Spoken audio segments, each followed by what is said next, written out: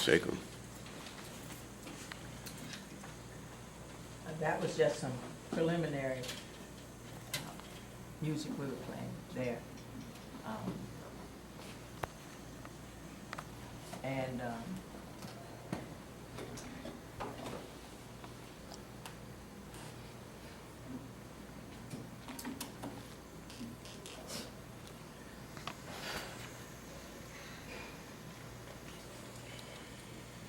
the Guru gave me, well, before I do that, let's all take a moment of silence.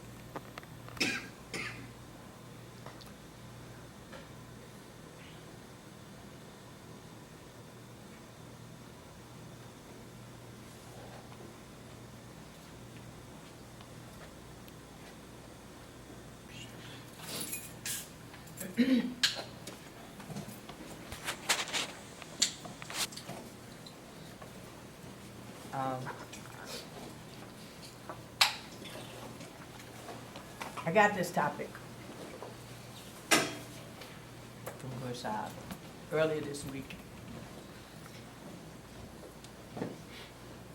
but the big part of it I got last night.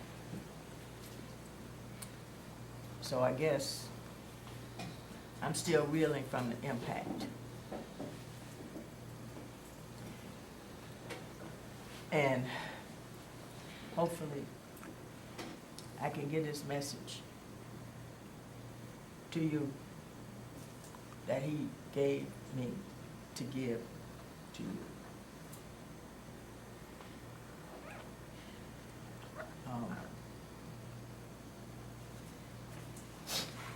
This is, I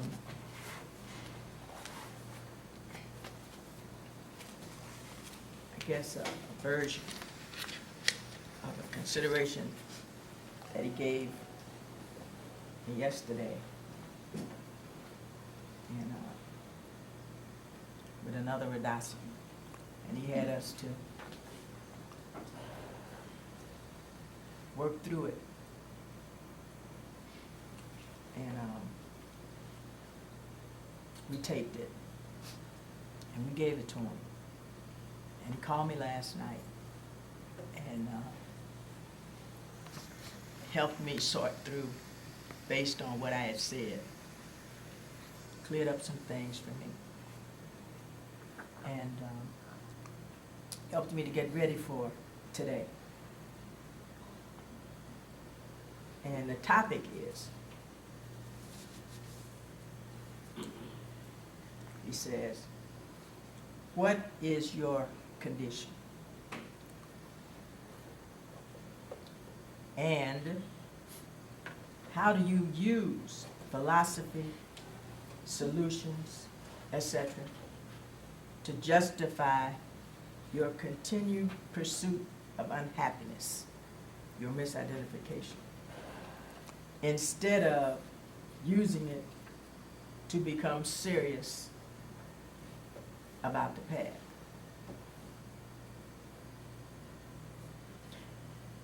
Because what he says is that until we become serious about the path, nothing will work for us. We can't practice. So he wanted me to make sure that I drove that home today.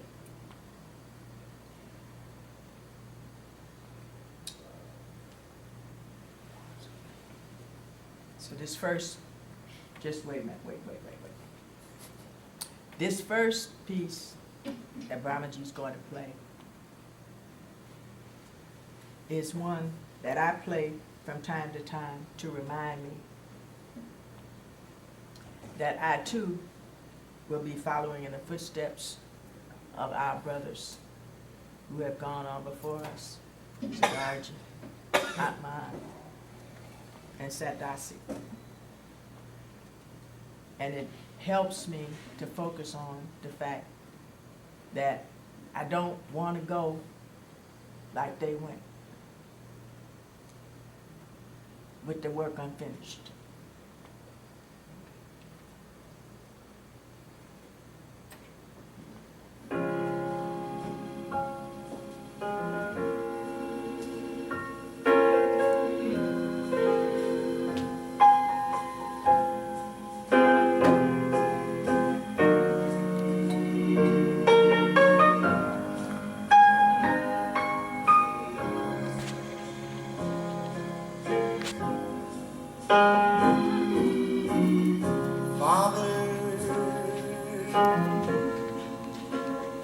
Open eyes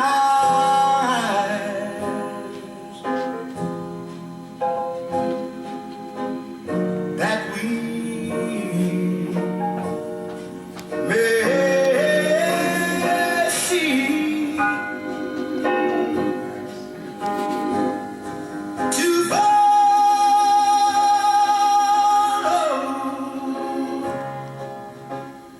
thee.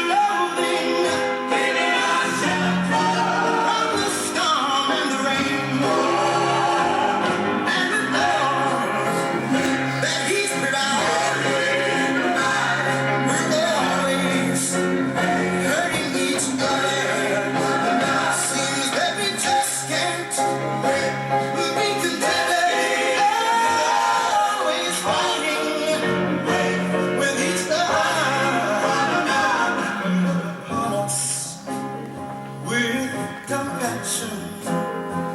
And please hear us. Hear us when we cry and smile down on your helpless children. Oh, and Master and Father, Lord. Come on, be back and open our eyes.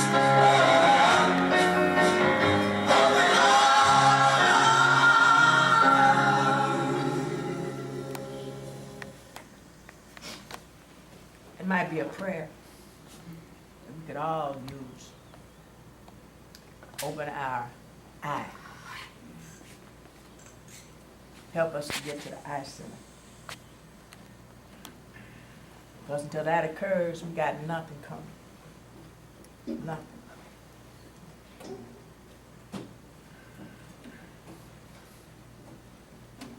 But to do that, we have to see the condition that we are in. I mean, really see the condition. And I guess I'm a good person to be talking about the condition that I'm in.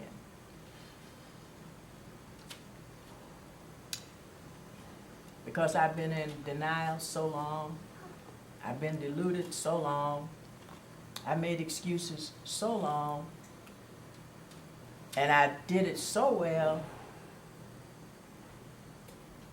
that I fooled myself.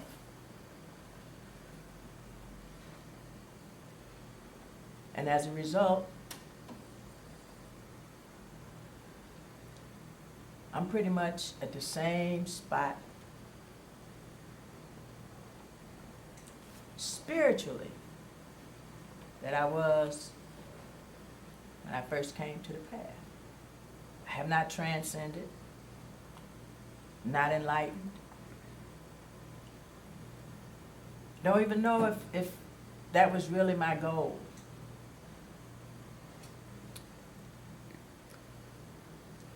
I was pretending.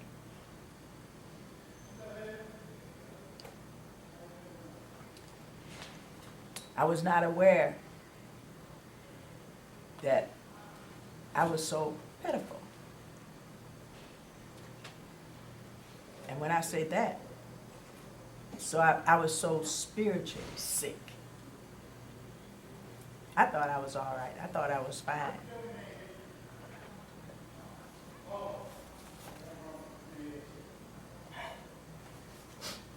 Now, unlike my previous satsangs that I gave, some of you were there, some of you weren't.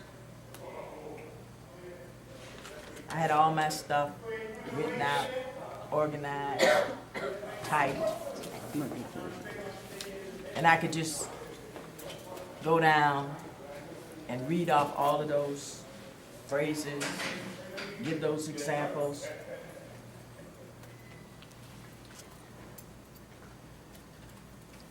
But I was watching some of those old satsangs that I had given. And I heard the promises that I had made. I saw the things that I've said. I watched myself posturing, putting on a show. But not doing it to help me see my condition to the point that would affect my sadhana, because I was pretending. I wanted you to believe something about me that wasn't true. I wanted you to see me as a disciple, someone who loved Guru, someone who was practicing. And when I saw that,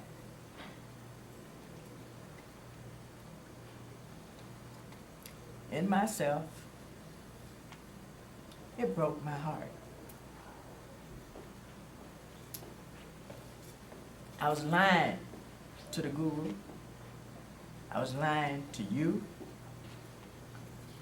And most of all, I was lying to myself.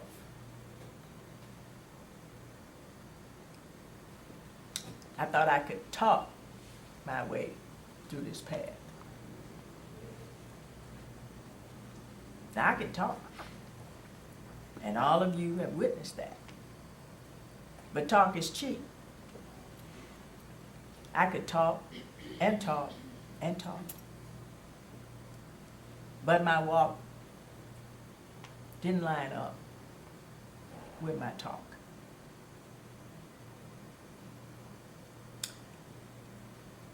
So I was misrepresented.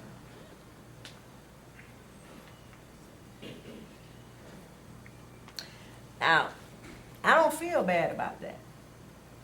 As a matter of fact, I feel good about it because I finally seen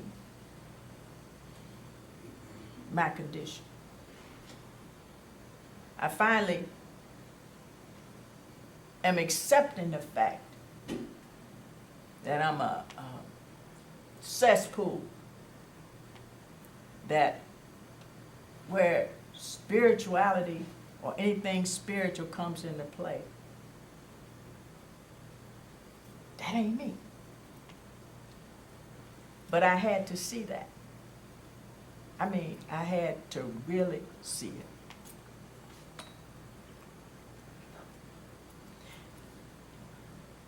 And when I saw it,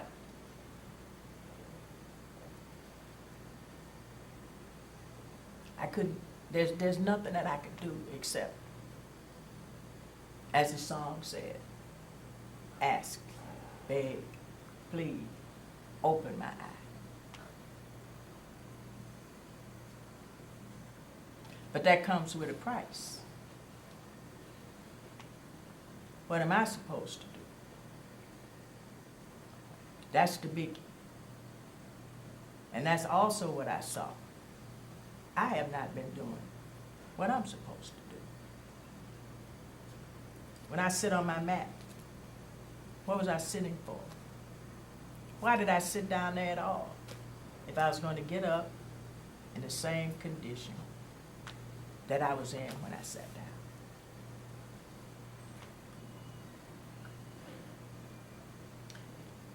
So I had to look at that. My intention when I sit had to change. The purpose for sitting had to be there. I had to become serious. Serious. And it's interesting. When I was preparing this and all of this,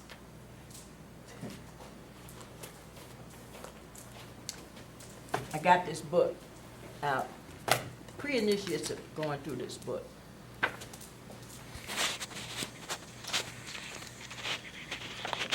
And the guru told me to look through it and check it out because I might find something in here that would help me with this satsang, right?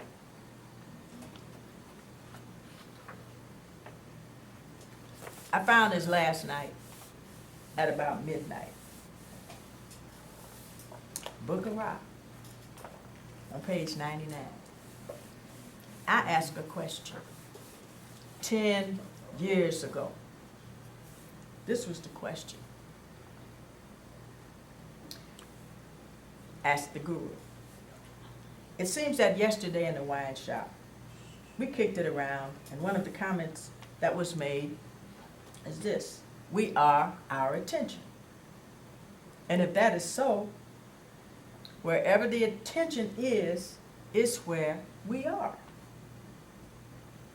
Then this is what I said. It's problematic for me to get my attention centered where it's supposed to be. So I thought maybe you could share something about that with us. This is the Guru's answer. You see, Guru Dasa, your attention follows your desires and your presumptions about happiness. Attention, therefore, is a secondary phenomenon. It reflects your orientation. Your attention, therefore, tells you much about you. Looking and observing where your attention is going, looking and seeing those things that your attention is involved in, to the point of obsession, tells you much about yourself. The very struggle, the very ordeal of trying to withdraw it back to the I center also tells you much. It tells you that the I center is not a place you truly wish to be. That your desire to be involved in the variety of activities and things, click-clack, which occupy your attention, has greater priority and importance for you. Watching your attention, you will find out if you are serious about the process of God realization. You see, Guru Dasa, this is always the problem. It is the problem in the beginning, in the middle, and in the end. This disciplining of attention. It is through attention that we're able to implement all of our strategies for self-gratification and ego fulfillment. It is the ending of this whole strategy of self-gratification and ego fulfillment that the path of Ra calls one to accomplish. And this is the problem. Therefore, until one becomes serious and committed to the process of God realization, managing your attention will always be problematic. There will always be a struggle. It will always be an ordeal because the requisite level of commitment is not there. It simply illustrates the fact that you are not serious. That is all. And one must therefore take a look at that and deal with it. So, much can be learned from the observation of your own attention and things that it is involved in to the point of obsession, compulsion, and fascination. The Guru told me that 10 years ago. 10 years. 10 times 365 and 1/4 days.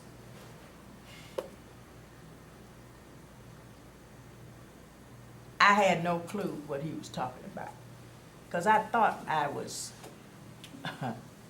paying attention. I thought I was being a good disciple. I thought I knew what I was doing. But I didn't. Not only didn't I know then, I didn't know up until a few days ago. I'm not serious. I'm not committed. And the way I know that, I know it, not somebody told me, is because I'm struggling with my practice. Which means I'm struggling to put my attention where it's supposed to be. Which means I'm lying when I say I want self and God realization. That's what I had to see. Do I really want it? Am I for real? And I had to answer that question. No. I had to shatter my well, the first thing that occurred, it threw me into a tailspin. I mean, I had to confront my own self, my own purpose for being here after all this time.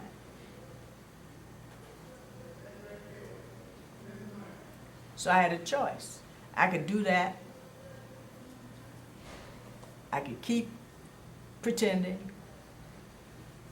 I could leave the house.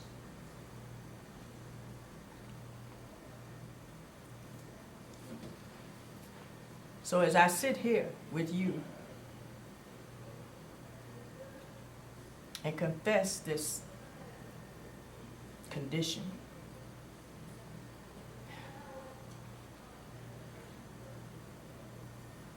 the question arises, what now?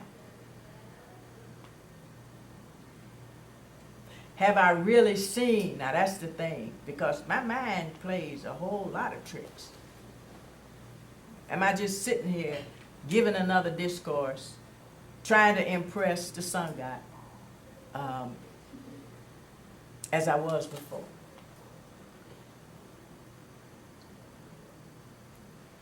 I don't think so.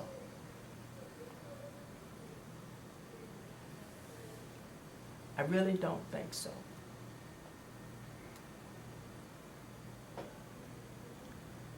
Because what I saw, this condition is not acceptable. So what do I do? As the Guru always says, do the work. Do the work. Become a warrior. Do that which has been asked. Engage my sadhana with intention and with attention.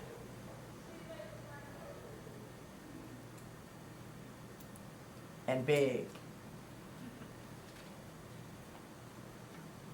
I mean, beg. On my knees, beg.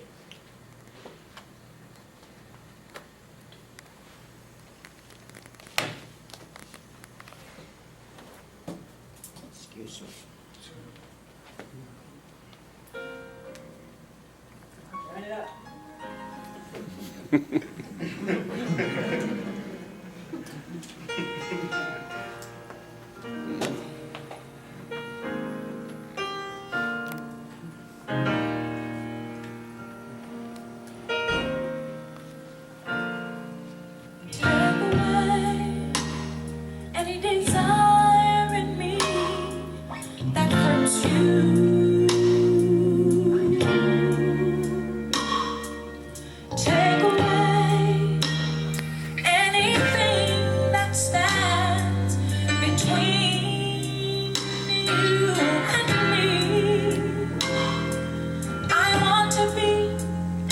You've created me to be. It's my desire that you find favor in me, Lord. Take away anything that displeases you.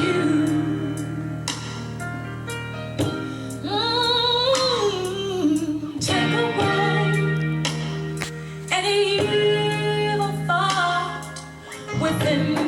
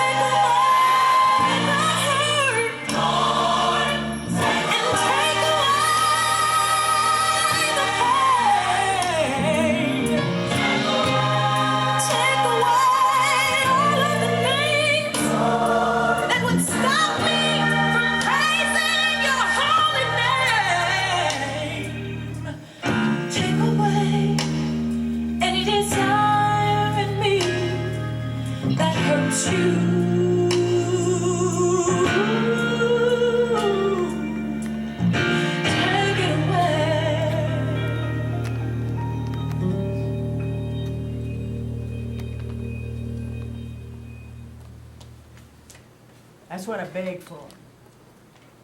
Because I can't do it. Finally figured that out. That I can't do it. Thought I could.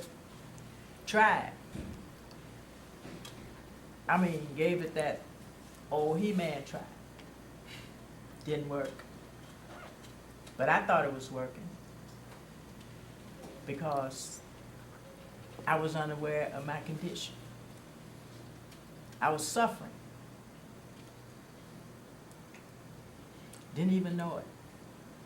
Denying it. Chasing, seeking, searching, running after things, here, there, and yon. For relief, for pleasure, for happiness. But I was sick, suffering. It's like I'm bleeding to death, suffocating, can't catch my breath, multiple injuries inside and out, saying, I ain't going to no hospital. It's like that. No, I ain't going. I don't want to go. So what? In that condition, I'm going to die.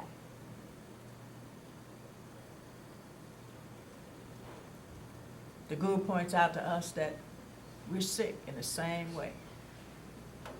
The Four Noble Metaphors. O Noble One, see that you are sick. See that the Guru is the physician.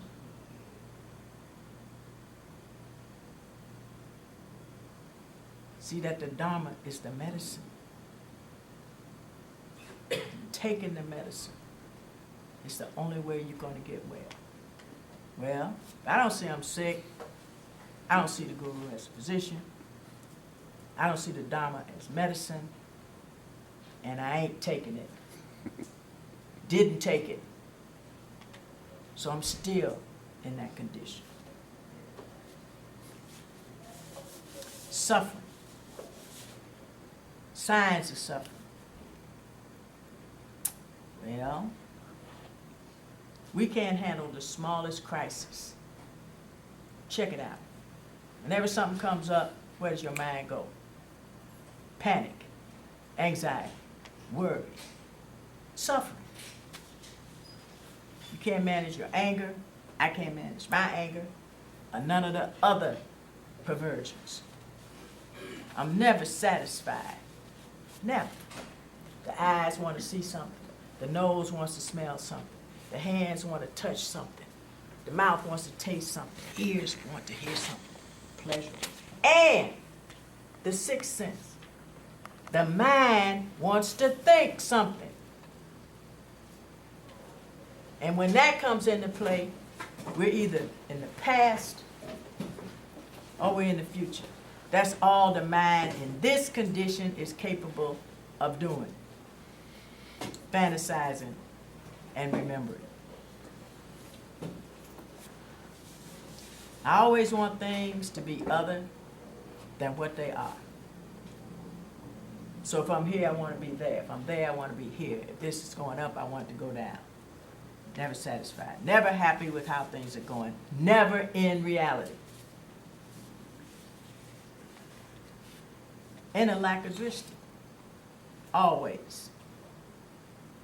Impatient, unkind, doubtful, resentful, regret, anxiety, fear, grief, shame, so on and on and on and on. All these are signs of suffering. Signs of suffering. Every day, almost moment to moment, we are victims of one of these kinds of suffering.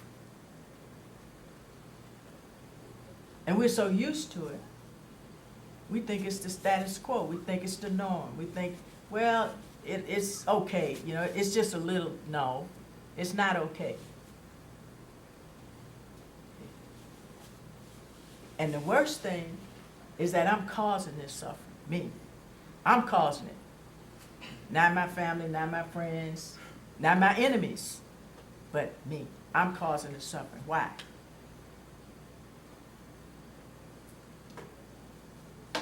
Because I think I'm who I'm not. Have not gotten in touch with who I really am. Pure consciousness. That's why we sit on the mat. To go to that place, to reconnect, to remember.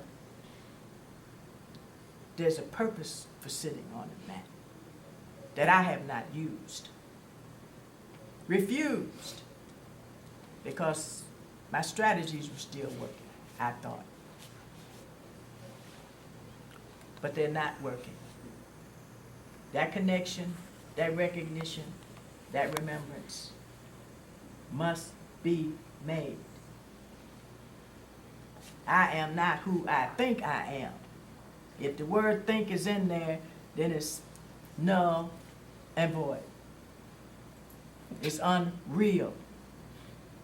I can't think reality. Thought I could. Cannot think reality. Reality is. Can't see reality because I'm too busy making my own reality. That's how I cause myself suffering. Oh, it shouldn't be like this. Oh, the sun is shining. We need some rain. It hasn't rained in 2 weeks. That sounds like a little thing. But all of that factors into our suffering. I was under the impression that I was only suffering when something happened to me. If somebody did something I didn't like, if somebody should have been doing something that they weren't doing, and I didn't like that. If I wanted something to be other than what it was, or if something, quote, bad happened to me, that was when I suffered. No. I suffer every single moment I am not remembering who and what I am.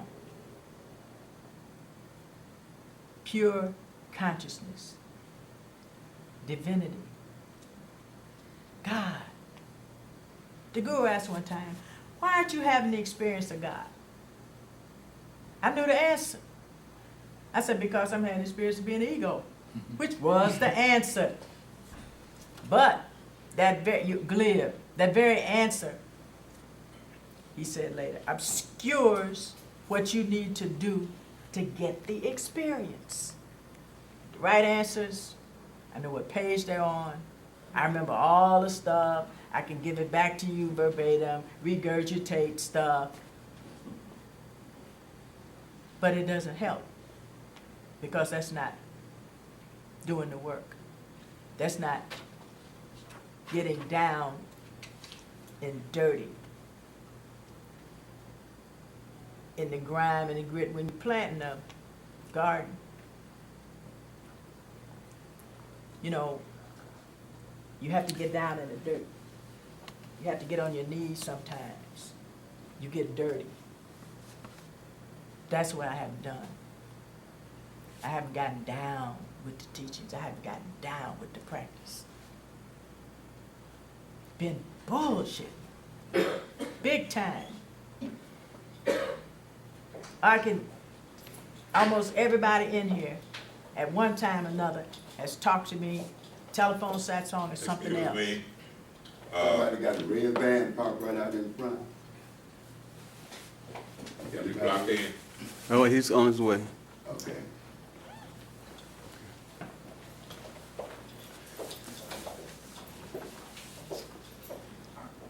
Where was I? You were bullshitting on the Bullshit? You were bullshitting on the path. That's right. That's right. Down in dirt. That's right. That's right. Gotta get there. Gotta do that. Gotta give this up. I was saying that almost every one of you I have talked to is satsang at one time or another. Telephone satsang, just in talking. I prided myself. You hear the word pride?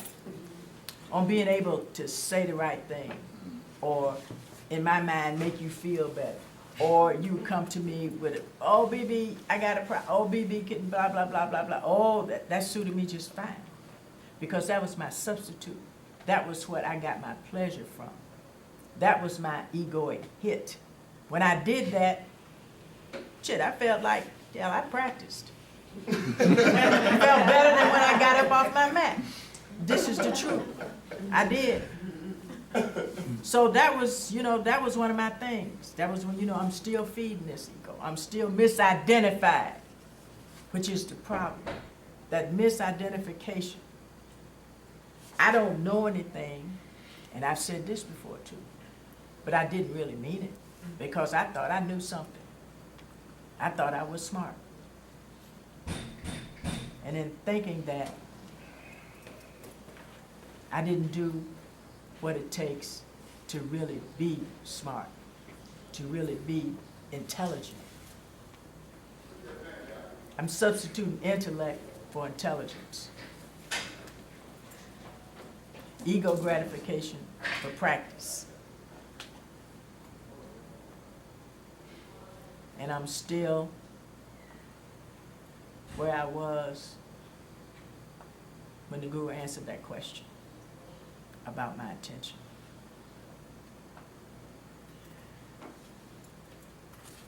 But trouble don't last always. That's what the old folks used to say at church. Because I've had a glimpse, just a small glimpse. I don't know if I could stand a bigger one because it hurt. It hurt. It was heartbreaking. But it's a beginning. It's a start. And as the Guru walked me through this, because this is what he was telling me, all of us have our strategies, means, ways of dealing with the confrontation of our own suffering. When we see it or glimpse it, we can either use the tools, mechanisms that the Guru has given us, or we use our own. I've been using my own. The Guru pointed that out to me. He said, beloved, now that you've seen your suffering, what is your consistent error that you make? So I had to think about that for a minute. I said, consistent error, consistent error.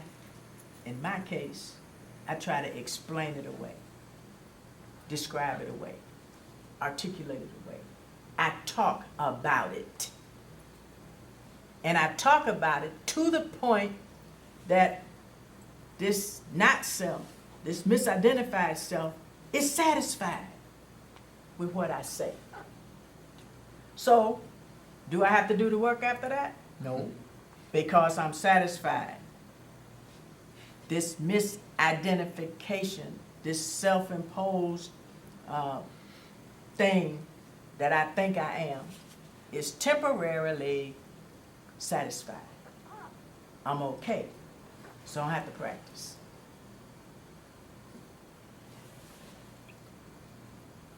And this has been my MO the whole time. I talk a good game. We were given an exercise. We've been given a lot of exercises, but we were given this one particular exercise whereby we were to write letters to each other, describing everybody's, what I think about you. And see, since they were anonymous, we could write what we wanted to write, right? So I got about 13 to 15 letters. Now, I put this away last night, not to bring it. And I got up this morning, I said, oh yeah, I got to share this because it makes a point. So I got these letters, and I was in shock I was mortified. I said, oh my God, these people don't know me. they don't know who I am. So I'm gonna read, this was the one that kind of summed up all the rest of it. It starts with beloved. It's a love letter. You gotta remember now, it's a love letter. Your relentless pursuit of always trying to know and be in charge have created a kind of arrogance that is sickening. You don't know when to be still and shut your mouth. You're into everyone's business and none of your own. Therefore, you can't by definition see those behaviors that you need to change. The behaviors are as follows. You need to be in control, need to dominate by any means necessary. You admit to your shortcomings and imperfections as though they were virtues because you don't see the need for change. You excuse your rude and arrogant behaviors as though you have no other alternative. Never mind following the Guru's instructions so that it will lead to change. Namaste practice should be your way to overcome these propensities. However, you have abandoned this practice as soon as you got your hands on more information instead of perfecting it. You are addicted to information, books, and videos more so than hearing, putting into place a new way of living, behaving as a result of truly understanding, implementing the teachings into your life. Therefore, on many occasions you will argue and give your rationalization and philosophy on proving that it is impossible for you to change because you are an enlightened. Oh. And therefore we must put up with your behaviors because I am not enlightened, and we must put up with your behaviors until you become enlightened. You suffer from deep-rooted wrongophobia and faultophobia. Your fears are quite obvious to everyone except you. You don't listen because you're too busy defending. You use your so-called humor as a means to insult and humiliate people because you're too big of a coward to tell the truth, because it will destroy your false spiritual image that you have created about yourself. If you don't get your way, you will pout, insult, and badger a person into submission. A person will do just about... You said it was a love letter. Yeah, it is. A person will do just about anything so that you will shut the fuck up and get out of my face. Now, of course, when I read that, I was, oh man, I was hurt. I took it personal. I'm saying, no, that's not me, blah, blah, blah, blah, blah. Now, as I read it today, listen, that's not the best part. This is not as bad as my condition is. That's the point I want to make. You see, all of this, and listen, did it change me? Did I become more aware? Did I practice more? No.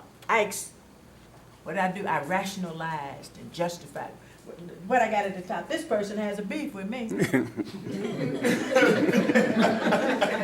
And so I'm saying that's the only way the person could come to me this way. But now everybody else who wrote me a nice love letter said some of the similar things. So I compiled it. I said, okay, 6 people said I was controlling. 9 said I was arrogant and vain. 5 said I was critical and judgmental. I'm insensitive, disrespectful, hypocrite, that's a good one, because that, yes, absolutely. Angry, self-righteous, fear, a busybody, talk, mystic, right? A gossip, opinionated, inflexible, opportunist, and I have no interest in changing. And all of that was the absolute truth about my condition, about this condition. But what I had to come to the place that I could see, that's a condition. That's not me. That's not my pure self, my pure consciousness. That's not the divine in me. But I got to see the distinction. That's what I'm here today to bring the message to you. So this is fine. This person did me a favor if I had had the sense to see it as a favor. If I had had the awareness at that point in time to recognize that this was indeed a love letter. Who would tell you about yourself except somebody who loves you? Nobody. So I had to come there. I wasn't there when I read this, but I played it off. I did a Satsang based on this and saw myself playing it off. That's what I mean by fooling myself, which I've done all these years for so long. But sitting here in front of all of you, confessing. So you get to see to what extent I'm talking and to what extent I'm talking and walking. I'm laying my soul out here today because it's so important for us to come out of these conditions we're in. Now, the condition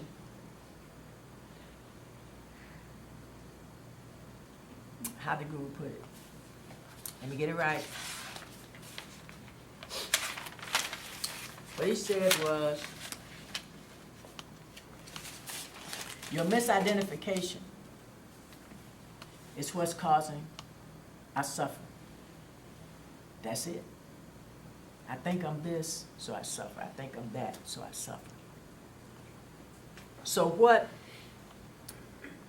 our current condition is the misidentification with the objects in our own consciousness. Now, consciousness is not the condition. This false self, your image, is not the condition. It's what the ego operates in the context, or the condition operates in the context of consciousness. Consciousness is the everything, the whole thing. And the objects that we identify with causes our condition. I'm angry. When we say I am, if we put a word behind it, you become what that word you put behind it. I'm angry, I'm hungry, I am pretty, I'm ugly, all that. And that's what you become. And you act out of that contention.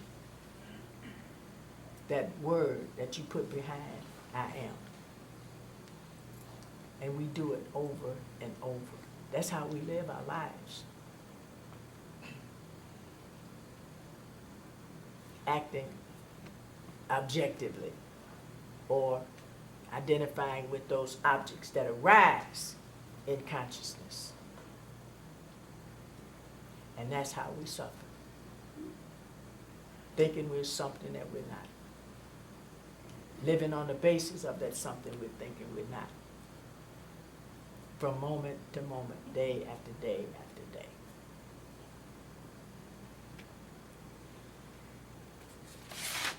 Chris, I hope I got it, because that was the big thing. Know thyself. Through the ages, this has been the object of life, to know thyself. And the ego is not thyself. Your condition is not thyself.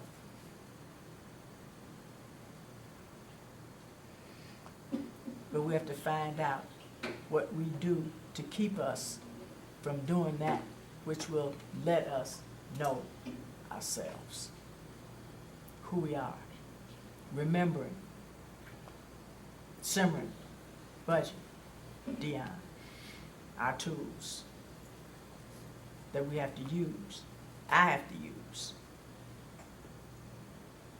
because that's all I have. That's the only thing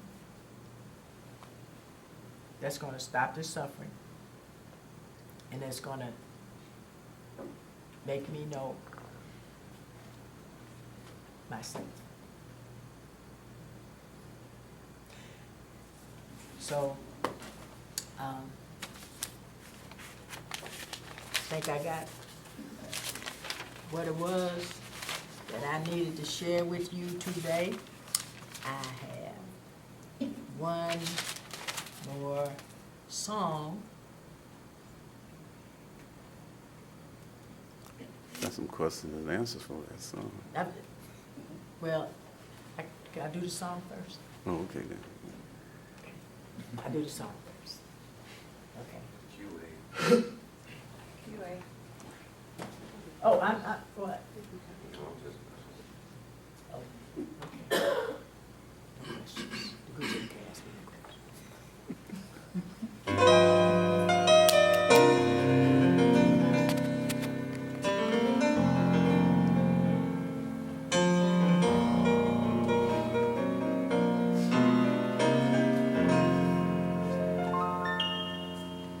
More than anything in this world, I want to be pleasing in your sight. More than anything in this world, I want to be found walking around. More than anything in this world, I wanna be used by you. So whatever it takes, or how my heart aches each day, Lord, to your will.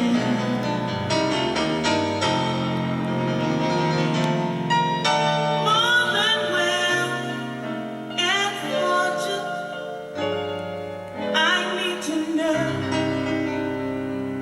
that you care. Nothing is more important than to know you'll always be there. For I know in my heart you alone knows what's best for me. So whatever it takes, it really don't matter. It really don't matter how my heart aches. It's yes, love, to your will. Yes, I'll be what you want me to be.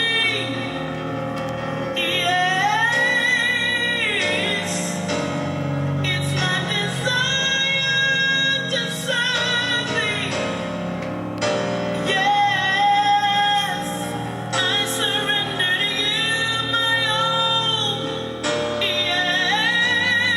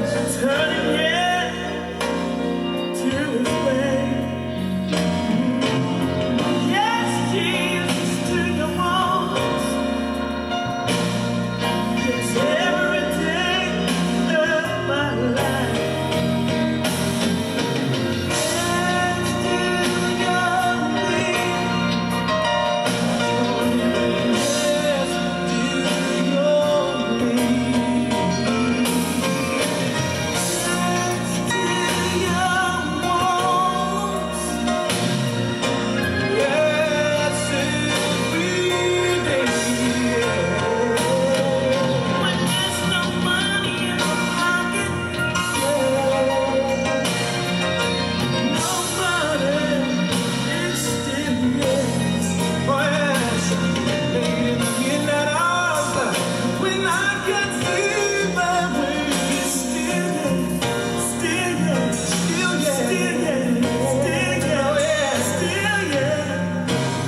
Help me to say, I wanna say yes, Lord,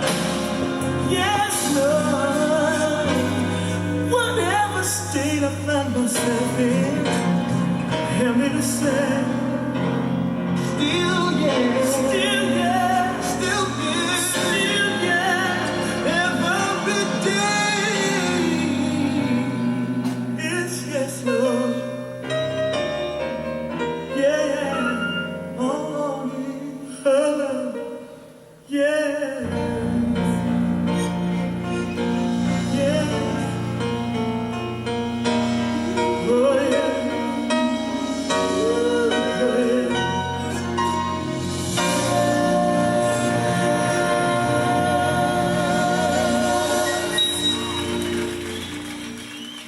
That's it. Questions? Yeah, about it. Well, it's not a question, it's a statement. I'd just like to compliment you. Sounds like you made the first gate a door. And I felt like you took me right along with you. So thank you very much for the trip. Yeah, probably tripping. Sarah? In the back. Lovely, you know, thank you for telling all of us our story, because that is our story. It's an amazing thing how, you know, they call Buddha the awakened one. And I think that that statement was in regards to the way in which that we are asleep. And then when we awaken to the fact how filthy we are, how all this fantasy in which that we think that who we are is the cause of our suffering.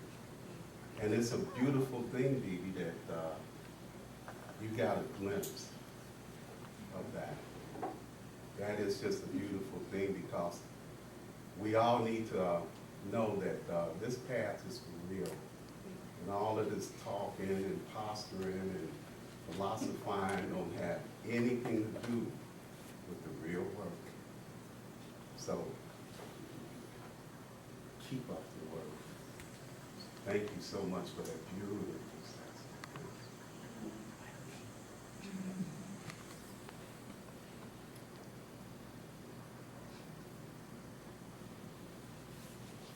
I ran across this and I thought it was good and appropriate here. In the middle of a small town stands a school. Just inside the school hangs a bulletin board that posts the haunting sign. Whether coming or going, silently linger to cherish its message. And this is the message. You asked me to do it. I promised to do it. I planned to do it. I started to do it. I really, really meant to do it. Except I forgot. Will I get some credit for promising, planning, starting, and really meaning to do it? Guess not.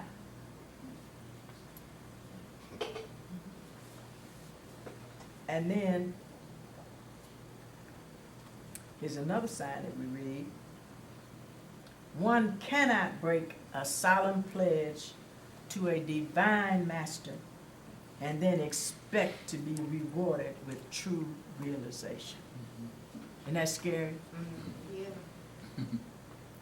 That's scary when I think about it. It's scary. I can't break my solemn promise, my vow, anymore.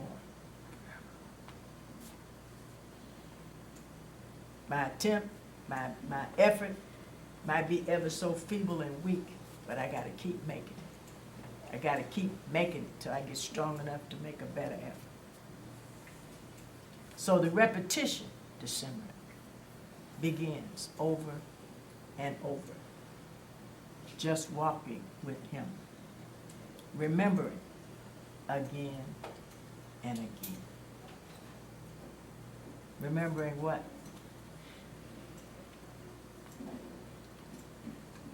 Who I am. Question? Question? Can you speak a little bit more about what you meant when you said they're talking about the difference between intellect and intelligence, and explain, more what you I'll say try. about that? Okay. The intellect is built by reading, listening to people, going to school, and all that kind of thing.